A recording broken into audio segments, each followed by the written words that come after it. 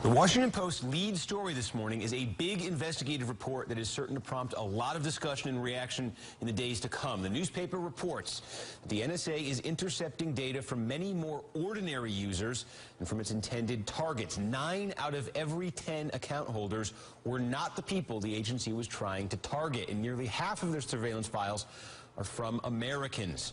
Former NSA analyst Edward Snowden provided the documents to the Post. However, the article also points out how much valuable intelligence has been picked up in the sweep. It's one of those headlines we've heard before and will no doubt hear again, meant to strike fear and terror into the hearts of Americans everywhere. Edward Snowden has struck again. Let's take a breath, though. Does all this really mean anything? What does it mean? What does it mean to insiders? What is the NSA doing about all the leaks? And if they're truly wasting time in dealing with all the fallout? More questions. Thank you, Edward. Welcome to MidPoint, former CIA Covert Operations Officer and President of Diligence, LLC, a global security and security firm. Mike Baker joins us via telephone today. Mike, thanks so much for being here. Sure, I appreciate it. Thank you. Mike, knowing what the Washington Post investigation has now revealed, that the agency is gathering and warehousing enormous amounts of private information, most of it, they say, is irrelevant because it concerns innocent individuals, mostly foreigners, but some U.S. citizens as well. You would have to admit that in some people's minds, there are folks going to back up and say, maybe Snowden did something good. Well, yeah, there'll be some people that will say that, and I understand that there's, this is a highly emotive issue, and there's a lot of people who, fall in that camp that say, oh, well, this is great that we're having this conversation. I would argue this is not the way to have this conversation. The way to do this is through a functioning, inquisitive, curious, and demanding Congress and Senate, which, we have oversight committees, and they're supposed to be asking these questions. They know what's been going on, and they hear this, and now because it's politically expedient, they express outrage and shock at the latest news. The point is that I suppose, in a way, from an operational perspective, we look at this, and I don't see necessarily anything new here. We knew that based on the collection of metadata, we knew that the NSA was casting a wide net. And the reality of any investigation, whether it's a criminal investigation or a terrorist investigation, whatever it may be, the reality is when you start that, the net will be larger than it needs to be because you don't know what the parameters are. You don't know how to set the parameters. So that part of it, the fact that it's a wide net that they've been throwing out there and they've been scooping up some of this data, this metadata on U.S. citizens when the focus is on foreign conversations. From an operational perspective, is that a surprise? No. Is it a surprise to the general public? Well, I guess if they haven't been, paying a lot of attention to this, I just don't see a lot new here in that sense. Would you not agree, though, and again, as you just said, that the general public may be paying not a lot of attention to this, they're only getting one side of this, that this does at least bring to the fore the general public listening and going, why are you then keeping all this information? Why then are there enormous amounts of private information being kept here? Why is it irrelevant? Why are you keeping my emails and my pictures? Again, I understand, and you are correct, that this is really not anything new to the intelligence community, but it seems to be making an impact on the citizenry themselves who will wonder why and why it is allowed to happen day by day.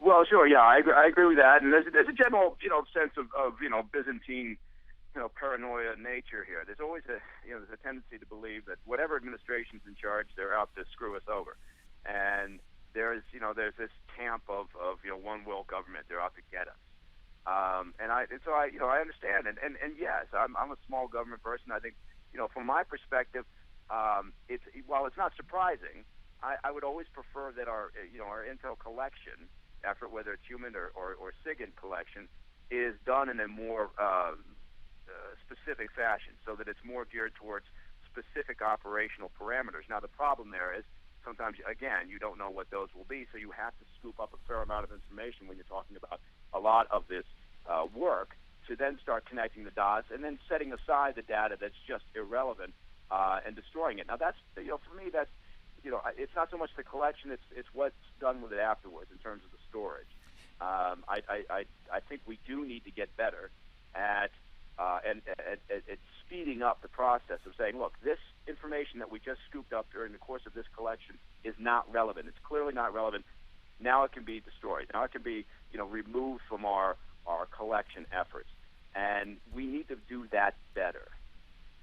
Mike, is it not fair to say that a lot of what we're hearing here and we're still seeing is a failure by the NSA and the security agencies? And again, I'm posing this as a question now. A failure by them to scoop up the information, as you said, to use the information properly, and then to connect the dots.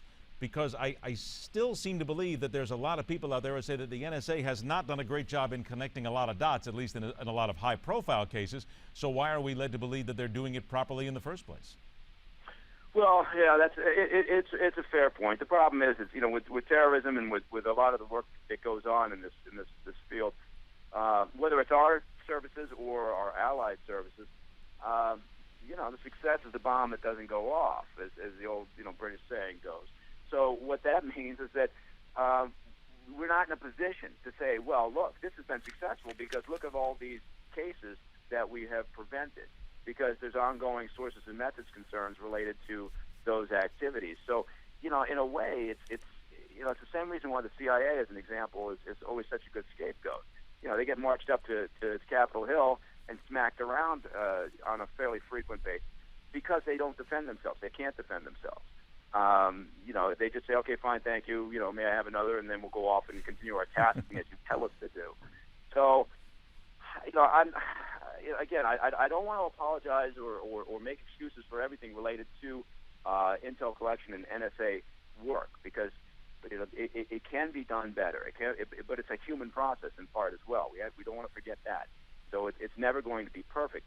But when you're talking about collecting data, when you're talking about collecting intelligence, it's not like the movies. It's not like the beach books. It can't be specific. It's not black and white. Sometimes there are gray areas because you don't know what you're going after. You don't know how long a particular piece of information may be relevant, because maybe 2 years from now, that piece of information is going to be what's going to allow you to connect the dots to a potential impending operation. Okay, now I want to stop you there because that brings up my next point here. And we have a graphic here that's prepared that shows the target package that was prepped by the NSA prior to the capture of Mohammed Tahir Shahzad in January of 2011. It details all the plan to capture an al-Qaeda facilitator. Excerpts here draw on a series of intercepts from all the various email accounts, associated email accounts. We're seeing all this now. A lot of it has still been redacted. Mike, do we need to look the American people in the eye and say we may be gaining pictures and little things like this, but because of the nature of what terrorism is today, because of the nature of the internet, the way information passes, that without these little pieces of information, no matter how foolish you, the American people, may think it is, we've got to have it? Because if we don't have it, we are not doing our job every single day in order to try to find every single terrorist and stop people from dying. Is it as simple as saying that out loud? Well, I think you're correct in the sense that it's as simple as being a little bit more forthright, a little bit more perhaps unapologetic for the fact that this is difficult work, and you have to be willing to say, all right. I mean, if the general public, rises up and goes to their Congress and senators and says, that's it, we want to shift that point on the line and say we worry about security, we want to worry far more about civil liberties. There's a trade-off. But if the people vote that way, the people say that's what they want, well, then fine, they can do that. But they don't then have the right, the next time that there's a terrorist incident and people die, they don't have a right to turn around and kick the intel community in the ass and say, why didn't you stop this? So, you can't have it both ways. You can't say, I love my liberties, I don't want any of this going on, behind my back, and I also want you to stop every incident. That's not the way the real world works. I got about a minute left. Can we say then, from your perspective and your perspective as a professional, that without this information, people could die? I would say this. I would say without an aggressive intelligence collection effort focused on what's going on outside our borders, which will inevitably then bring us back to some activity and some citizens working inside our borders, that people will die. That is a very, very fair statement. Also, can we do it better? Can we do it smarter? Can we be more efficient? Well, yes, of course we can. And we should always be working to improve that. So, I don't disagree with people who say we need to always be looking at this and focusing on it. I do also disagree with the notion that Snowden somehow is a hero for bringing this up. but that's a whole separate subject. I've only got 15 seconds. Hillary Clinton says Edward Snowden should have the right to a legal defense in the United States if he comes back. Do you agree or disagree? Sure, get him back in the criminal justice system. Absolutely. I would love nothing better than for him to leave Russia, come back here, and go through the criminal justice system. Great. Long as he comes home and faces the music, you wouldn't care how it gets done, right? He's due his due process, but get him in the system. I'll agree with that. Hey, Mike Baker, it is always a pleasure to have you on the show, my friend. Thanks so much. We'll do it again. Thank you. I appreciate it. Take care. It is some very forthright discussion that Mike just had with us. All right, coming up next, the poster person for the phrase criminals are as dumb as dirt. I mean this one. And more when we take our daily trip to Outland right here on MidPoint.